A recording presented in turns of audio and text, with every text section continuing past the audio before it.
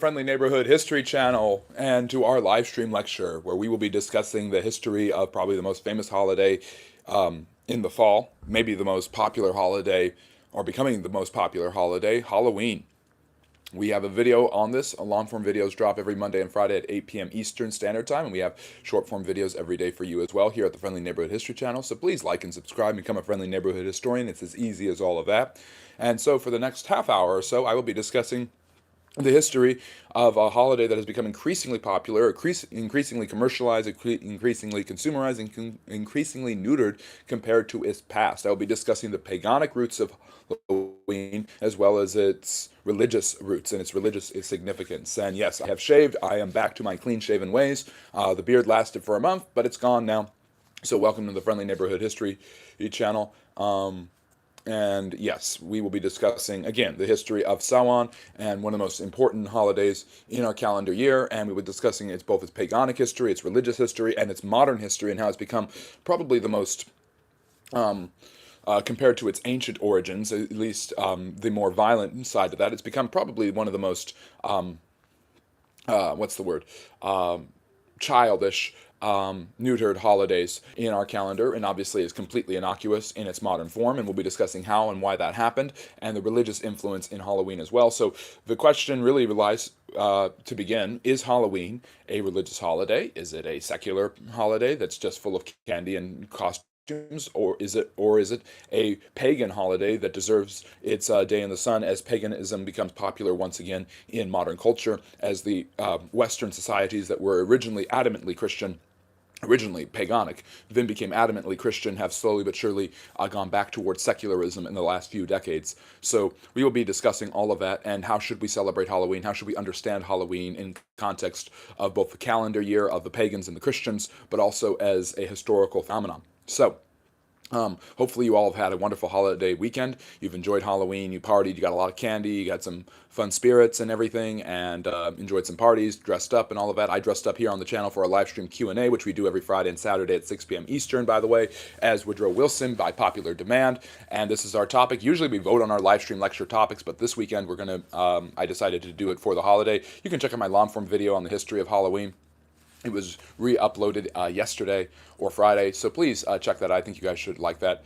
And I will be doing a membership live probably probably in the next week or so is my goal. I know that I've been extremely busy. I've been extremely distracted by a bunch of different things in my life. I haven't created as much content as I usually would. Usually I try to make members only videos at least once a week, but I'm trying to do more and more of that. So hopefully this week things calm down for me a little bit and I can do better. This is the first week in a while where we've been able to do all through live streams. So I appreciate your patience and support here. The channel means everything. A super chat, a membership, whatever you would like to do to give to support this channel goes back into the channel. So that really helps. I'm not going to be answering questions right now, Sankey, but I will be maybe at the end of the day, but probably go until about 5 p.m. Eastern Standard Time. We'll see if I can get through all my Halloween stuff before then. If I can, then I will have a little bit of time for questions, and thank you, 8. I really appreciate having you there. But yes, my background is a celebration, a more paganic one. You get the bull's head and you get pumpkins and all of that. And really, regardless of your position, regardless if you think Halloween is an evil pagan holiday, which a lot of people on the Christian right tend to do, if you think Halloween is a fun dress-up holiday, which has become the consumerist take, if you think Halloween is about all the slasher films and horror movies and getting scared, which a lot of people also believe, if you think Halloween is a religious holiday that should be observed in line with us of what you think of Halloween, or it's the holidays surrounding it, or its celebration in our culture. The truth of the matter is Halloween is a holiday that is completely about that. It's completely about death. If you want to sum up Halloween, in my opinion, you could do it with momentum tempus fugit, memento mori. Time flies, remember you will die, and remember the dead. So you can't tell the story about Halloween and its history without understanding the ancient Celtic practices of the British Isles. So, the Romans conquered Britain in about 45 AD under the Roman Emperor Claudius. Before, during, and after this, the native barbarians, and thank you so much, 8, for the super chat, really appreciate it. The native barbarians of the land were a group of people who populated all over northwestern Europe. They were also in France and Belgium, modern-day Belgium. Gaul was what it was called back then. France was called Gaul as well, called the Celts. And the Celts were one of these tribes that had migrated and lived in this area for thousands of years and probably had settled in Europe 1,000 years at least before the Romans actually got going in the middle of the first millennium BC. So the Celts had an ancient history that was connected to that land and to the British Isles, and they had developed their own practices and their own paganic religions. Now, what do I mean when I say paganic or refer to paganism or pagan? Paganism has become kind of a generic coverall for non-Christian religions in Western Europe before, during, and after the rise of Christianity in the first few centuries AD. However, paganism is very different throughout all of the world. There's many different pagan practices in many different areas of the world. Paganism has a wide variety. You can think of the Greek, Roman gods, the mythologies there, the more structured mythologies of the Greeks, the Norse, the Egyptians, as pagan necessarily.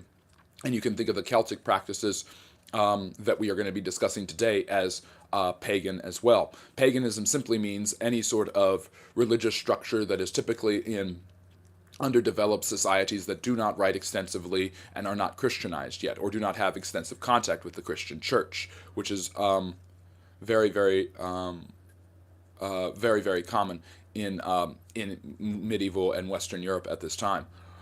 What else happens? So, in coming into contact with the Celtic peoples of this area, some of whom were called the Britons, which is why, of course, the island is known as Britannia, the island that includes England, Scotland, and Wales. Then you have Ireland, which was called Hibernia. The Romans never colonized that area, but knew about it and had encounters with the people there.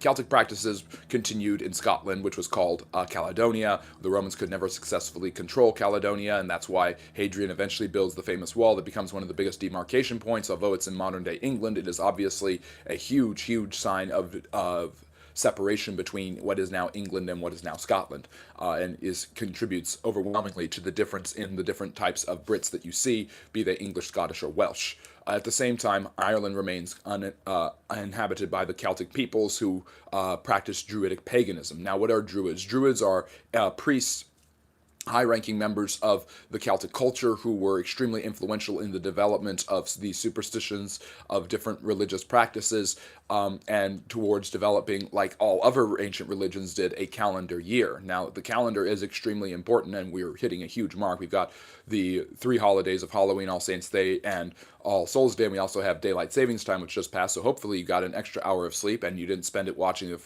watching YouTube, but if you did, hopefully you're watching the Friendly Neighborhood History channel. So there's a lot of celebrations and a lot of things going on this weekend. Of course, the World Series just ended and all sorts of other stuff, and it's a football Sunday, which is why I was late. Yeah.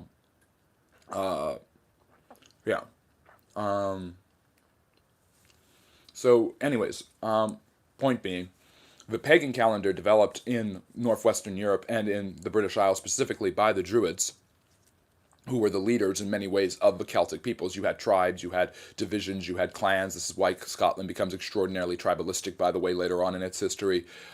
These people developed the Druids were usually at the top, and you see this in ancient civilizations that do not develop cities and are more itinerant and more localized. They tend to develop a society where priests and people who have religious contacts, be they shaman, be they witch doctors, or be they druids, are the top of the heap when it comes to religious practices and religious beliefs, and are at the top of the societal ladder. And that is definitely the case when it comes to the druids of Ireland, Scotland, England, and Wales, before and during the Roman period. Now, many of these people chafe under Roman society and Roman imperialism, but their practices continue nonetheless. And as long as they weren't violent or disruptive, the Romans were perfectly okay with allowing them to continue some of these practices. But of course, the implementation of Roman imperialism meant the incorporation of the Roman gods and the polytheism and paganic practices of the Romans became important in Britannia as well. So, however, thank you so much. I love this topic too, and that's why I love discussing it with all of you guys. What I was going to say next is that the Celtic peoples develop a calendar led by the Druids, and their calendar ends not on December 31st, but on October 31st. October is also the month when the fall season really is in full sway. It's the first full month of fall, and obviously you're seeing a seasons change. You're seeing a change in climate and temperature. You're seeing the harvest. You're seeing new plants and fruits being sown and reaped that have been sowed for a while before, and all of that great stuff. So you're seeing a change and a development in the way of the society is in what is being harvested. You see a change in crops, you see a change in seasons, and of course this would be obviously a change perhaps in the very year itself. And what is very commonly grown are gourds at this time of year, and of course the pumpkin is probably the most famous gourd there is. So of course that allows you to harvest pumpkins, and pumpkins become a huge part of Druid practices. Pumpkins were used as ossuaries even for human bones and remains that were often stored in them. Pumpkins are used at festivals. They are seen as a symbol of the change in the year on October 31st. So their New Year's Eve was indeed October 31st instead of December 31st. The jack-o'-lantern, by the way, becomes popular later on in England after Christianity comes as representative of night watchmen carrying lanterns in the medieval and early modern world. And of course, there is some sort of symbolism with a pumpkin being almost equivalent, but a larger form of the human head, of a jack-o'-lantern representing a human head that has been decapitated. And yes, this is a holiday, the ancient pagan holiday especially, that is caked in violence. The Druids in these different clans were often extraordinarily violent, fought with each other quite often, fought with the Romans, fought later with different societies that emerged, and with Christians as well. And they tended to practice human sacrifice to different gods. They worshiped nature. There was a pantheistic idealism amongst a lot of the Druids, but they weren't necessarily peaceful savages by any stretch of the imagination, if you want to call them savages at all. They had developed a complex religious system and a complex calendar that allowed them to celebrate the end of the year on October 31st. But at the same time, the fear of death was huge for these people, and oftentimes sacrifices of enemies or friends alike were used as a way to continually appease whatever deity needed appeasement. So, similar to the Aztecs in some ways, the Druids tended to be very violent. Blood sacrifices, rituals were quite common.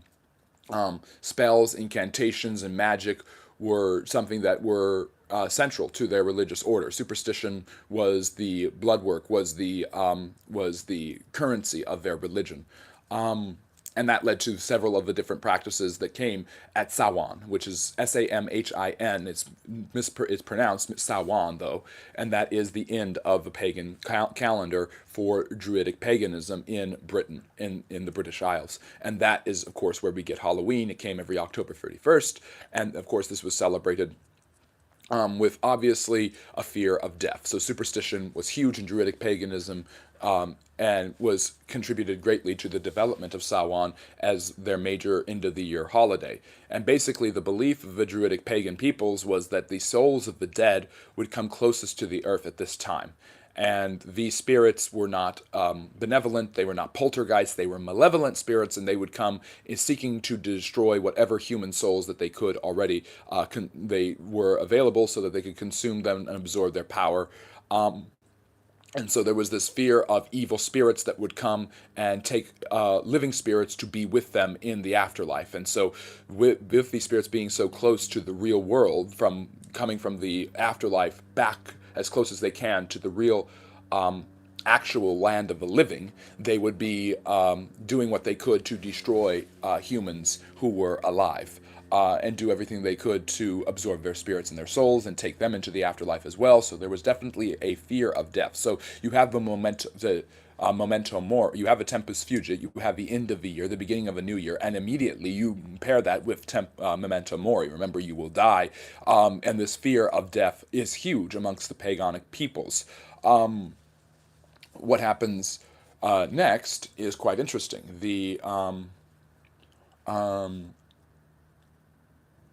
Yes, certainly wasn't a holiday meant for kids.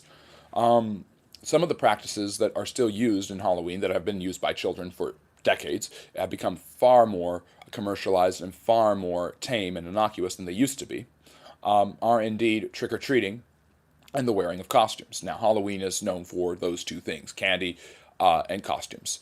And basically, this was a way in which they could appease and frighten away and disguise themselves from the evil spirits. Now, some have said that wearing the costumes was meant as a way to show the evil spirits that they were not afraid of them. That was part of it, but it was also to disguise themselves. You would wear a costume, you would dress up potentially as an evil spirit yourself in order to ward away the evil spirits that would perhaps consume your soul. So you could scare them, but you could also dress as a way to disguise yourself so that they would mistake you for something that was already dead, or they would think that it wasn't you and they would go away and not take your soul. So it was a way to protect yourself from these evil spirits that would come near the world on October the 31st, Samhain, which of course now is Halloween.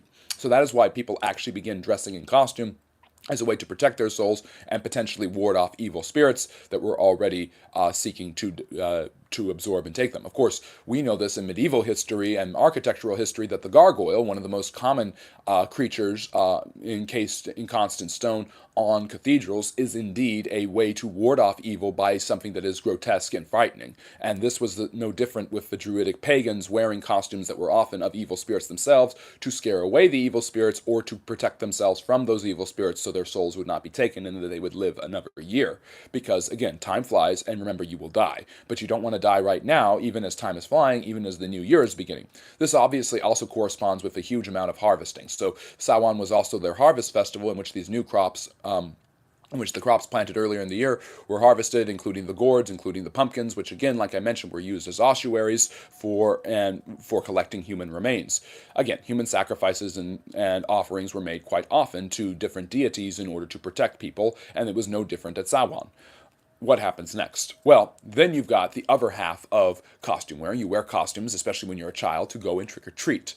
Trick-or-treating is based also in the paganic practice of seeking to pay off. This is almost like paying carrion. In ancient Greek mythology, if you wanted to go, you would put and the Romans did this too, you put a coin in someone's mouth so that they would be able to pay the fare to get to the underworld when pay Chiron, who was the ferryman who would take you from the land of the living through over the river Styx into the land of the dead, into Hades, the land named after the Greek god of the dead, who we know, of course, as Pluto in Rome, in Roman mythology. So just a couple of things. That it's not completely dissimilar to other paganic practices, but in order to pay off evil spirits that might seek to attack you, you would need to get something. You would need to get food. You would need to get an offering. You would need to get something delicious, something sweet even, perhaps money. And excuse me, so you would go throughout the local countryside and you would get something, a treat for the spirit so that you could be safe.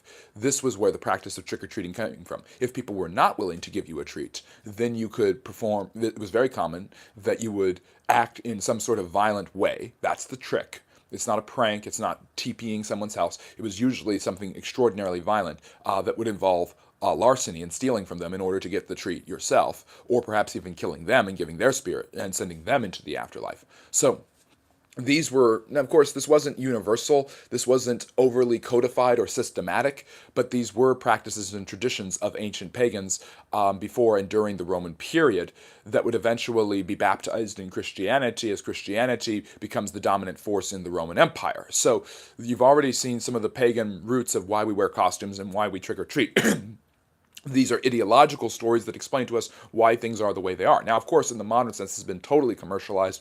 The rise of horror films, horror genre, monsters, gothic horror, things like that in the last century have been extremely convenient to developing scary costumes of werewolves, of Frankenstein, of vampires, and things like that, which again, many people who go and trick-or-treat and wear these costumes, whether they're trying to be attractive or whether they're trying to be fun or whether they're trying to get candy if they're a child usually, or if they're just trying to impress people at an office costume party or at a Halloween party, have no idea that this is actually where this practice comes from. The act of trick-or-treating for children has become popular in the last few generations because people basically have enough time on their hands in the development of the modern world where children don't have to work constantly and they can enjoy their lives and they can wear costumes at Halloween.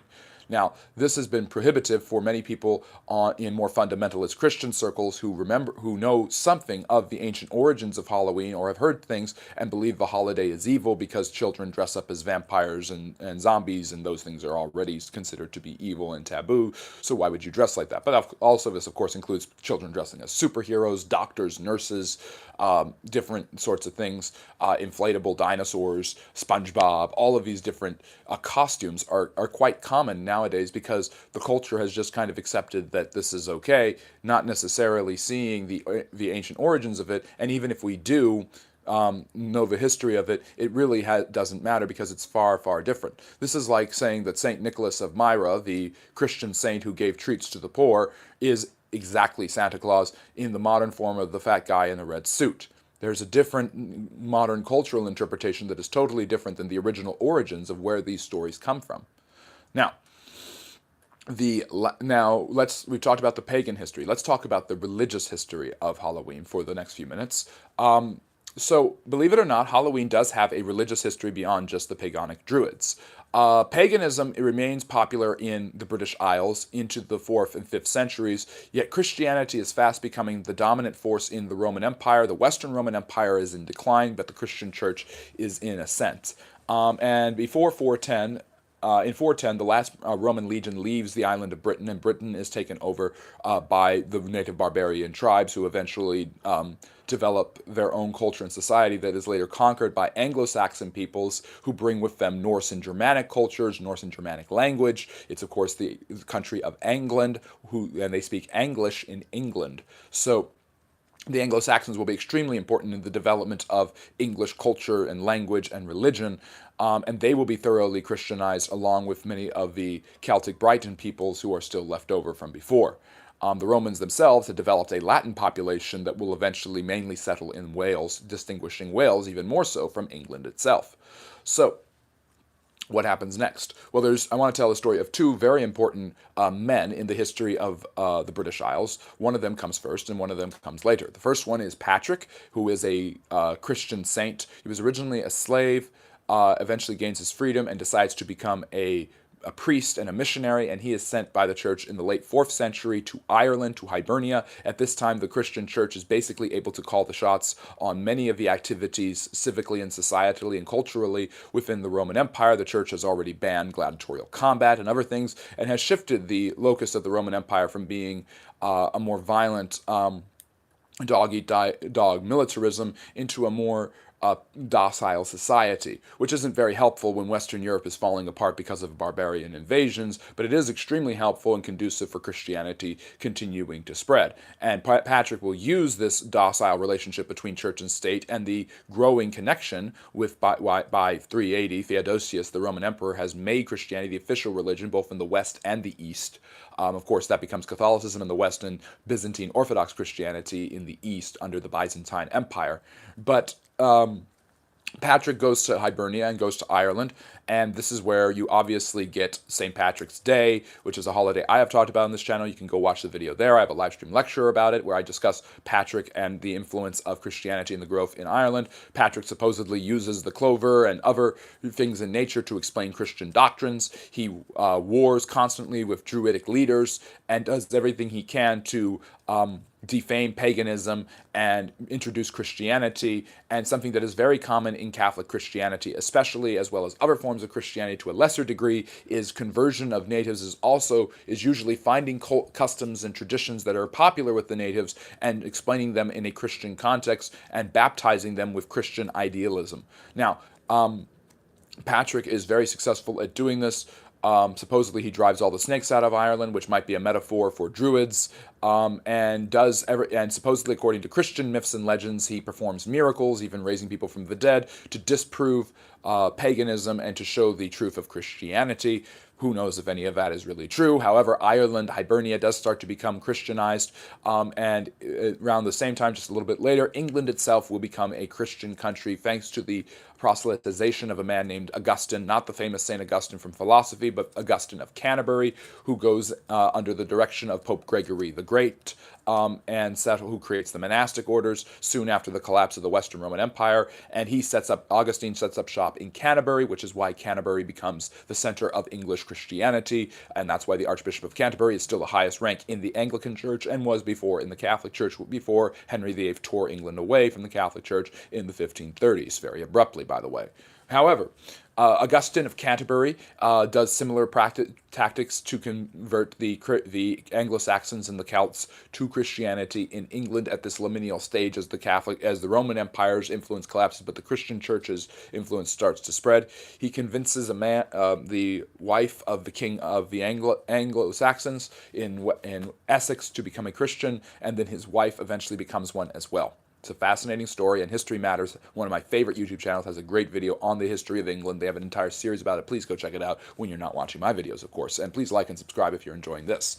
But anyways, Augustine of Canterbury helps Christianity spread quite precipitously in England, and eventually England becomes as much a Christian nation as France and other places. Now, the spreading, you can't tell the story of Halloween, believe it or not, without the story of Christianity taking over Western Europe. What would typically happen is that barbarian rulers, who were generally pagan, would embrace Christianity, and then their subjects would do so as well, either complicitly or willingly or by force. This happened with Vladimir in Russia, embracing Orthodox Christianity. Clovis in France does the same thing at the end of the 5th century, and eventually this happens. I think her name was Ilfkethu, was the name of the wife, and she convinces her husband to, I forget his name, to become a Christian, and they start compelling their subjects to convert. Convert or die is quite commonly the case in a lot of these situations. However, people are also willingly converting to the church as well.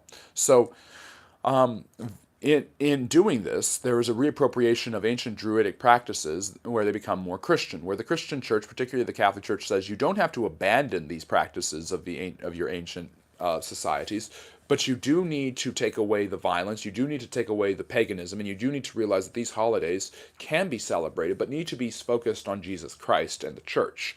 And they will do this over and over again, even with the holiday that comes today, All Souls Day or Dia de los Muertos. Now, to be fair to the Christian Church, Christians have been practicing the honoring and remembrance of the dead since their earliest days.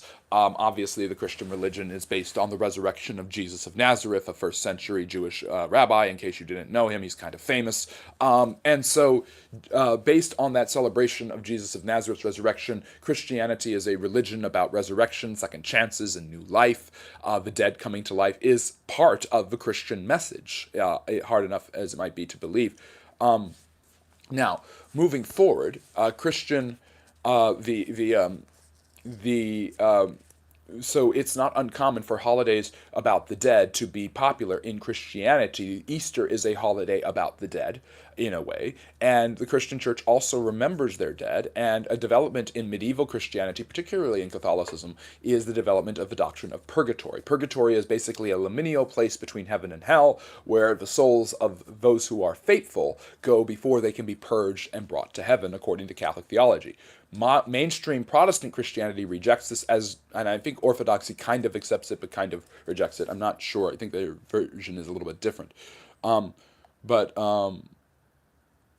Steve, I know more than artificial intelligence does, and I can actually elucidate concepts rather than just give you generic responses full of platitudinous nonsense. But anyways, I wanted to answer that because Steve asked what were the benefits of talking to me instead of AI. Well, I'm synthesizing information that AI cannot do just by my explanations here. The fact that you have to ask that is very telling. But what happens next? Basically, Christians have been already celebrating the dead.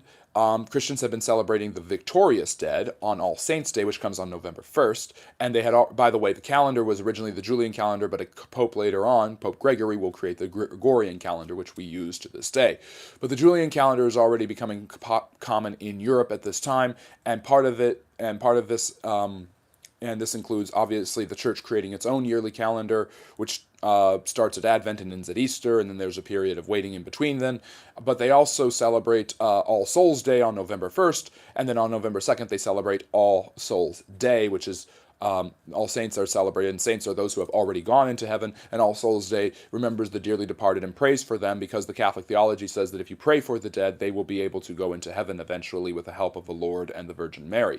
So that's a huge, huge part of Christianity, of Catholic Christianity, that develops over time. It's not one set thing throughout the Middle Ages, but practices of praying for the dead and honoring them, remembering them, honoring the relics of the saints. All Saints Day, these traditions date back to some of the earliest days of Christian church. And as Christianity goes from a persecuted minority in the Roman Empire to being a mainstream religion and the official religion of the empire, creating a calendar on which these days are common, work is canceled, children stay out of school, and people celebrate Mass, it becomes much easier to do. So when Ireland and Britain are Christianized, these holidays are brought to them, and Halloween, Samhain, becomes All Hallows Eve, which is a time for remembrance. There's vigil masses, there's a preparation, and once again, there's still this theme of, yes, the dead are near, but they're the dead in Christ who are going to be celebrated tomorrow, and the dead who are still waiting to go into heaven the day after that.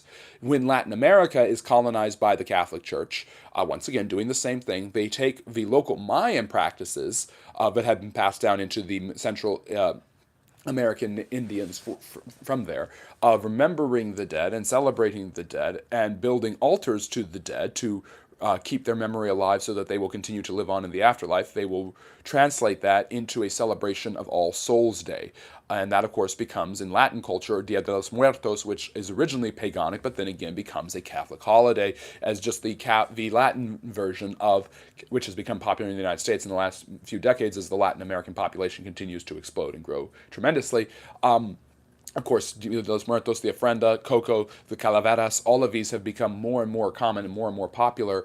And thank you so much, Aid. I really appreciate that. Always great to have you here. That has become more and more common in the United States as the Latin population has continued to increase and become a huge and important part of American culture.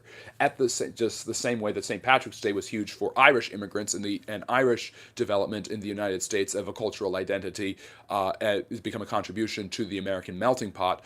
It's no different for Latin American peoples and the development of Dia de los Muertos, a celebration of the Day of the Dead, which is a little more Latin than it is necessarily Catholic, ostensibly. However, the Catholic reinterpretation of Day of the Dead, of this ancient Mayan practice, synthesized it, and you get a syncretic tradition called Dia de los Muertos. It's no different with All Hallows Eve, which, yes, you can prepare for the dead, you can get ready for them, but they are not evil necessarily, and you are getting ready to celebrate the saints who can pray for you, and you are getting ready to celebrate the faithful departed who will go into heaven one day, and you can indeed remember the memory of those who you have lost in your family or those close to you, but you need to understand that you cannot do that through violent sacrifices, you cannot do that through fires where you burn bones, literally bonfires, and you cannot do that through any sort of worship of evil or fear of the evil souls taking your spirit from you. So if you want to dress in costumes, you can, but that's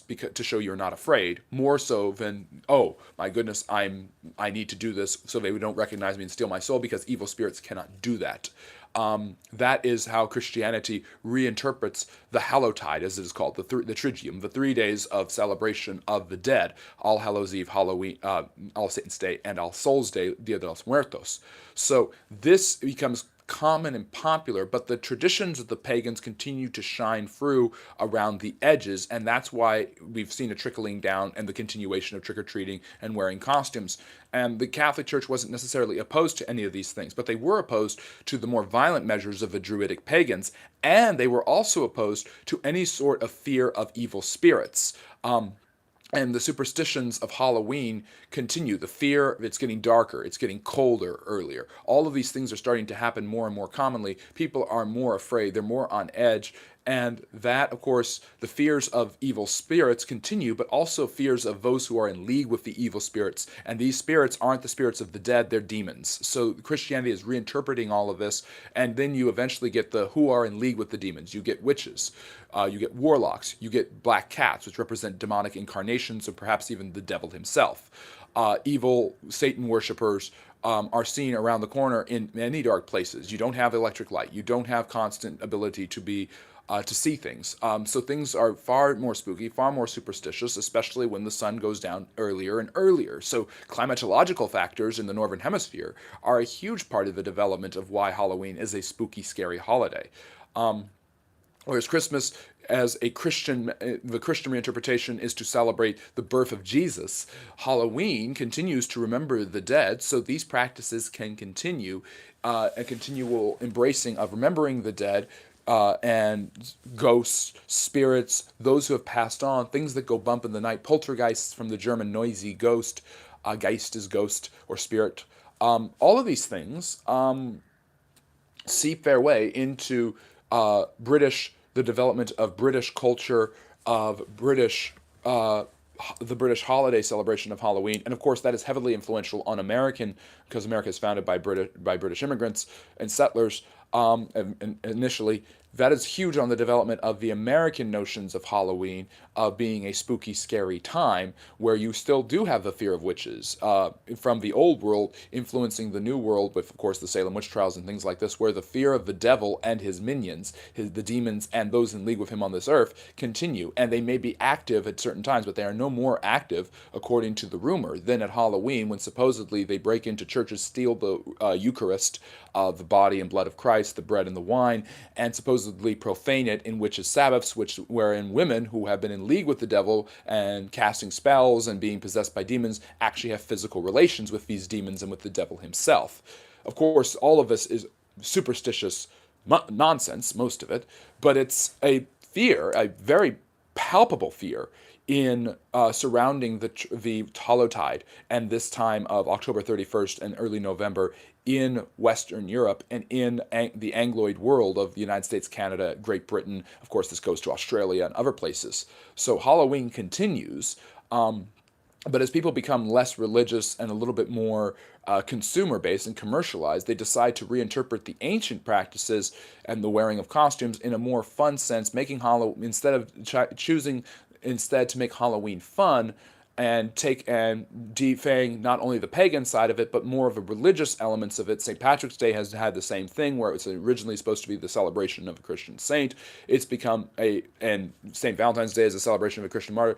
They have been reinterpreted to celebrate green, Ireland, and love, respectively. So, and of course, Halloween, you're still celebrating fear. You're still embracing fear. You're still looking at scary things. You're still enjoying that stuff more than at any other time in colder months and shorter days, but you're doing that with a more placated, fun version of it. So American culture, this is a story of American historical culture as well, has this habit of inoculizing holidays with some dark past and complex religious history in order to make it more palpable for mainstream people, particularly children, to just kind of enjoy their days, and for children to enjoy candy and adults to enjoy more alcoholic spirits rather than those of ghosts and demons.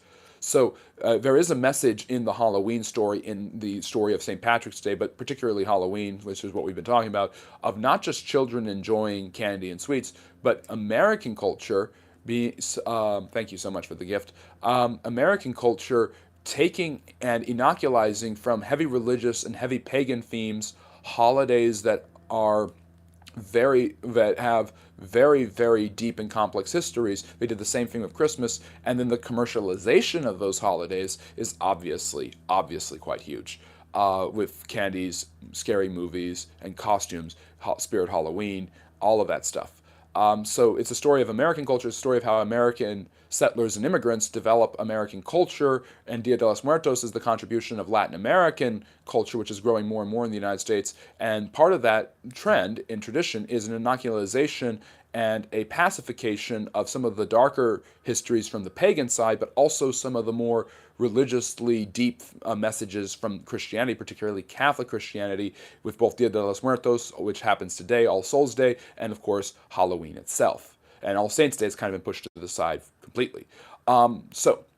Anyways, I'm going to charge my phone because I'm low on battery, but that is my lecture. That is my basic underlying story of Halloween, its history, its development in American culture, its development religiously, and of course some of its more spooky traditions and why they are actually practiced. We started with the pagans, we talked about the Romans, the development of Christianity, and how Christianity was absolutely huge. Thanks for the latte.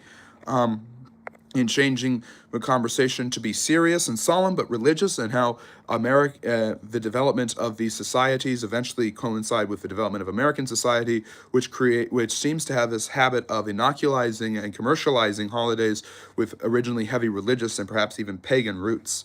So, anyways, that's a little bit on the background of Halloween and how Halloween works. Hopefully an enjoyable lecture.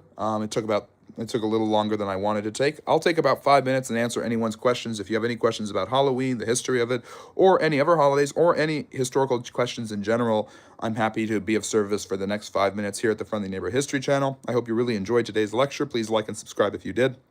Check out my long-form video on Halloween that came out yesterday, and all my other short videos and long-form videos.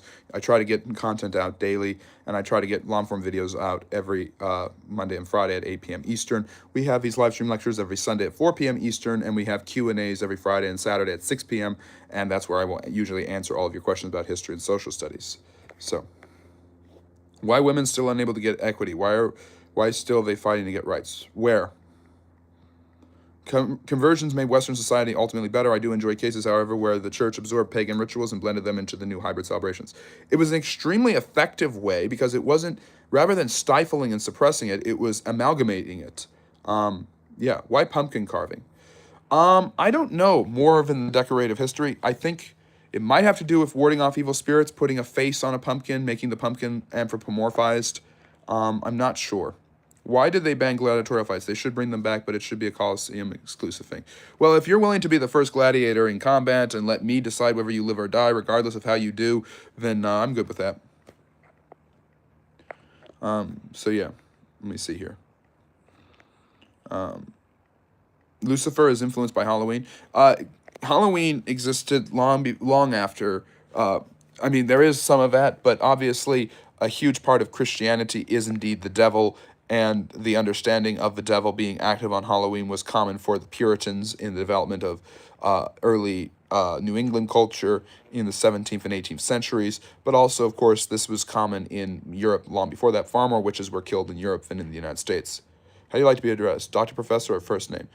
People call me friendly. They call me History Hefner because I usually wear the smoking jacket. Couldn't do that today, but I don't have any particular way. People call me Professor. Louis calls me Professor, so I appreciate that. Thank you, Moped. I really enjoyed this lecture. I really enjoyed talking about this stuff with you guys today. Cabbage Night history? No. Let me see here. Let me see. Why is J.D. Vance having an affair with Erica Kirk? Are they? I don't think they are. What is a jinn? Is it a ghost or bad spirits? It's an evil version. It is evil version of died human or other things. I don't know fully. I do teach history. I taught history right now. Cremation or burial? Well, cremation was common amongst the Druids. If we're talking about the context of what I've been discussing, cremation was kind of a default for pagan societies. The Romans loved to cremate. Of course, the Norse and the Anglo-Saxons would send their dead off in a boat. But Christianity kind of pushed burial because if at the end of time, by their understanding, you need a body to be resurrected, so you need a body in the ground and not just a bunch of ashes. What if we do it on a contract thing? So if you win, you cannot be killed, and you only have so many fights before you must either recontract or leave. And of course, there isn't any slavery anymore, so you wouldn't have any slaves doing it. People willingly dying. That sounds kind of harsh. I mean, what would you go for? Why are you asking me this? Are you going to kill me? They say the ghost of Woodrow Wilson was seen in these parts a few nights. Yes, that was me, dressed up as Woodrow Wilson. Although the White House is supposedly haunted by Lincoln's ghost has been seen on multiple occasions. And so is the spirit of Dolly Madison, the First Lady. And you can check out my First Lady series on my Patreon. Why Portuguese didn't stay as a superpower? Portugal's commercial empire was eventually superseded All it took was the Dutch and eventually the British becoming better seamen and better at seafaring and creating mercantile empires. And the British eventually combined a mercantile seafaring empire, a trade network empire like China, the Dutch, and the Portuguese had with a land empire. And that's why their empire was the most successful in human history. So the British start off as a land empire like Spain and France, but then eventually they, through their seafaring prowess and their amazing navy, they're able to develop an empire that also colonizes at a great rate too. I don't know about Eleanor Roosevelt, but I've heard that before. So, any other questions about history or social studies? I'll take like one or two more. Drop them in the chat. They are slowly turning into mid-country. Portugal and Spain did not stay that long. A couple, but usually empires are at a peak for about a century. What age group do you teach? My father was a history professor. I don't get into too many details about what age I teach, but I've taught various different levels. Did Alexander the Great really conquer Afghanistan? Yes. In fact, there was a development of a Greek civilization there, a Greek hybridized civilization called the Bakhtari, which I know it sounds like it's from Star Trek, but it's actually a real Grecian Hellenistic civilization and empire that developed there and stayed for centuries afterwards. Remember, the Afghanistan's had two major empires: the Bakhtari, and the Timurid, and people just don't know about it. Yeah, I don't know, Harry. That still sounds crazy. People will be dying a lot. Why hasn't the USA elected a female president when even Argentina has had more than one female leader? The United States tends to be more conservative in a lot of these places, but it's also, I don't know exactly why. Lack of advancement in politics for women has been an issue in the United States. How can we make Trump comply with our Constitution? You can't. How Spain turned into Christianity from Muslim country. It's called the Reconquista. It's how Spain, over the centuries, eventually pushed out the Muslims. And eventually, when Ferdinand and Isabella marry and unite with Aragon and Castile, that's able to really push the Muslims fully out when they're kicked out of Granada in 1492. Why not? Because he doesn't want to. What are your thoughts on... if you want me to talk about politics, Manu, give analysis, and you want me to go into depth, do a super chat. This is a history channel, not a politics channel. What are your thoughts on CCP hating Halloween costumes? I don't get it. It's because the kids dress up as Winnie the Pooh. Because America has this really stupid system of allowing courts to block the executive and the legislature, but giving it no actual way to do it. Yeah, so do the British. They can't actually stop anything. Now Harry will write 5 or 6 messages explaining why I'm wrong, and I don't really care. Any other questions? Last call. Make sure you've liked and subscribed before you head out. Bills or Chiefs? Hopefully, we'll see. I don't know. I think the Chiefs are better. I'll be watching that when I'm done with this. Take a nap, all that fun stuff that you do on a Sunday afternoon or evening. Brutal friendly. It's what he does. I can't help it. I can't help that I'm going to end the live stream before he's able to do it, though. We don't claim to give our court that power. Our courts can only issue a declaration of incompatibility. So your courts are even more pointless than the American courts. Got it. What qualified woman has run for president? There have been a few. It's interesting. The first woman ever run for president, Virginia, I forget her last name, was running as a on the Equal Voting Rights Party in 1872. Yes, thank you, Travis, for joining us. They don't actually have the right to block anything. Okay, then. So you're complaining about the American system when the British system is just the same. Oregano on pasta? Sure, very Italian. Did Maldives was non-Muslim country before, or was it a myth? I don't know. No, but don't claim to give your courts the power to block the government and give them a way to block the government. The vast majority of American history, the courts have been able to block the government. I mean, you're thinking about John Marshall and the Indian ruling, and you're thinking about now with Trump, and that's your interpretation of that event. Anyways, but oftentimes you have a complex court system where different rulings from different levels can continue or stop certain things.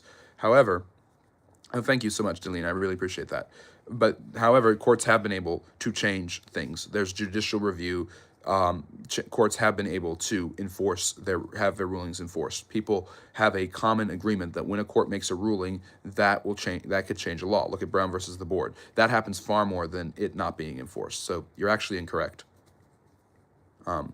So yes, your courts they aren't the same. Your courts are far more inferior in that case. So thank you, Harry, for agreeing with me. Yes, the way to enforce it's a social contract. It's a social agreement that puts the Supreme Court puts the supreme law of the land in the Constitution, and then allows the courts to enforce what the Supreme Court and other courts decide. Basically, it's kind of one of these things where there's a gentleman's agreement. Same way that when a president's law goes into effect, things start to happen. Same way when a congressional veto is overturned by Congress, which has been done many times, that law goes into effect. These things have to be enacted by people acting based off of the initiatives of the government. So, what is your opinion on pumping? What the heck? Pumping oil or iron? Yes, it's true. America is very duopolistic, and that it's not that multi-party system is much better. Look at what's happening in Britain right now. Climate change is happening. The vast majority of scientists think that. Yeah, people just kind of default. They kind of lean, but they don't want one thing or another. They'd rather have a better alternative, but they don't get it. The five good emperors. You've got Nerva, you've got Trajan, you've got Hadrian, you've got Antoninus Pius, and then you have Marcus Aurelius and Lucius Verus. They are the emperors in the 2nd century AD. They were all chosen one after another, and they were all considered extremely successful. Does anyone have good Halloween questions? Nope. I think I answered most of that. Is the AI bubble going to cause a depression? It could. At least our government can get stuff done. At least our courts are respected and not politicized or abused. Neither of those things are true. And some courts are politicized and some are not. And to act like the British government is not susceptible to these things is ridiculously naive. But you're 15, so... We were just discussing Halloween and the history of Samhain. Sorry, Harry, I should have insulted your age. You are very intelligent and you know a lot, especially for someone who's 15, but that doesn't mean you know everything. We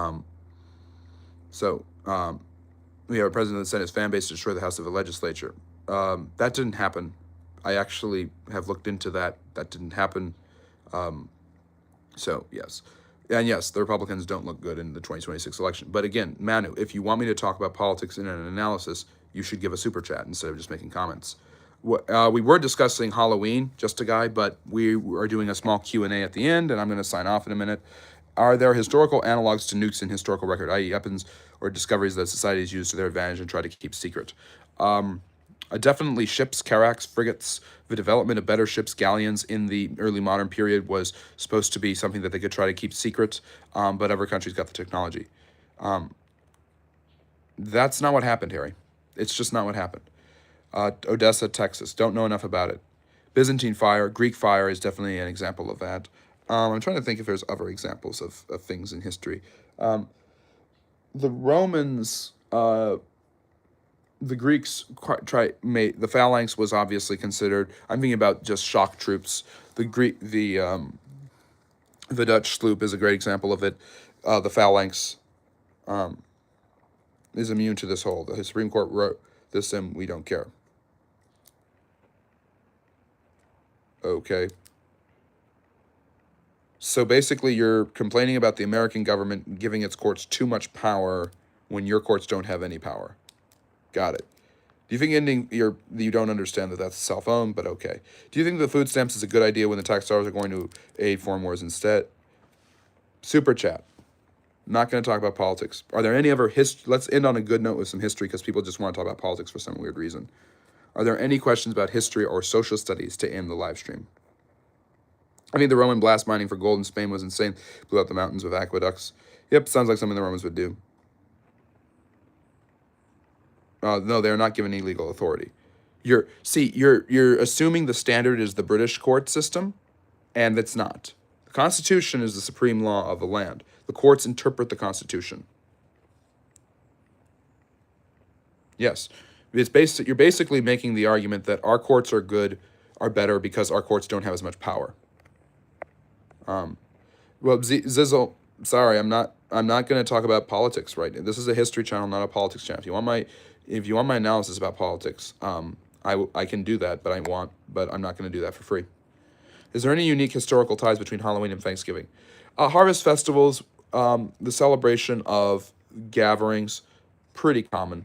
Obviously, the same Puritans who celebrated the first Thanksgiving also killed witches with the Salem witch trials. So there's another cultural connection, I guess. If government goes against our Constitution, the courts can intervene and stop it. Yes, that's the whole point. Is Ken Burns overrated? No. No, I actually don't think he is. I think he's got some of the most amazing documentaries, and what he does, he's very good at. Why do you think General MacArthur defied President Truman's orders not to advance towards the Chinese border? He thought he knew better than Truman, and Truman thought he was going to cause a nuclear war. Both of those things probably could have been true. MacArthur was drunk on his own pride and ego and had been very successful. But yeah. Anyways, I'm going to wrap it up there. Even the people didn't realize how ridiculous the Salem witch trial was to even the other towns. This wasn't normal or common occurrence. It was more common in Europe. Yeah. I do love me some Ken Burns. He's got some great documentaries. I'm going to take off, and yes, as always, hope you enjoyed this. Like and subscribe on your way out. Thank you for a very good afternoon discussion. I will be back Friday, hopefully 6 p.m. Eastern for Q&A, but watch my long-form video, hopefully dropping tomorrow at 8 p.m. Eastern, and my short videos. I'm saying hopefully a lot because my life's kind of in turmoil right now, but I am doing what I can to keep the information and the content flowing here. It's what I do, and I can't do it without the help of my moderators like Harry and Harsonet, and of course Solomon and Rodolfo and all the others who come and join. And I did do one for Thanksgiving. It's one of my favorite live stream lectures, and I did it the day before Thanksgiving. So I'll probably do some special stuff before Thanksgiving. I enjoy your yes, very. I'll enjoy that as long as you enjoy your crumbling empire. Thank you for your support and everything, Guy Han. Always great to have you here. And yes, thank you everyone. Have a great week, and remember, as always, love history. Bye bye.